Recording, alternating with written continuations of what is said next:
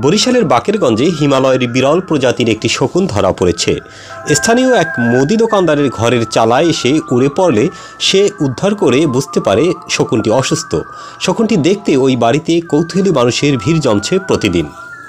সুদূর হিমালয় থেকে উড়ে এসে একটি বিরল প্রজাতির শকুন 1 ডিসেম্বর শনিবার দুপুরে বরিশালের বাকেরগঞ্জের দারিয়াল ইউনিয়নের গণি মেম্বারের বাড়িতে ঘরের চালার উপরে এসে পড়ে। প্রথমে ভয়ে কেউ কাছে না গেলেও মুদি দোকানি সোলাইমান শকুনটিকে উদ্ধার করে সেবা যত্ন করতে থাকে।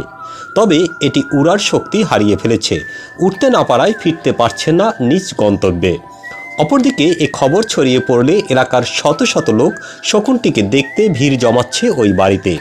আমার মামাতো ভাই সোলাইমান, তো ও এটা দেখাশোনা করতেছে, ও খাবার দাবার খাওয়াচ্ছে, এই সাথে সহযোগিতা আরও লোকজন আছে। হয়তো আর প্রথম আর কি এই শগুন পাখি দেখলাম। শগুন পাখি দেখে আমি খুবই আনন্দিত।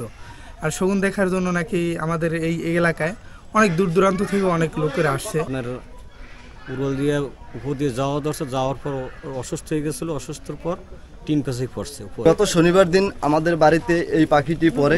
এত বড় পাখি আমরা কখনো দেখি নাই।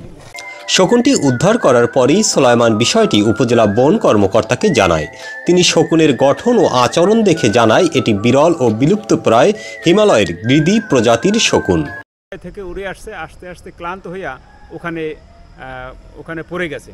তারপর ওকে আমরা ওই জায়গায় একটা সুইটেবল প্লেসে, মানে একটা ঘরের মধ্যে, সেখানেই আমরা রেখে খাবার দেওয়ার ব্যবস্থা করতেছি এবং এখন ওটা একটু সুস্থ হলেই আমরা অবমুক্ত করব।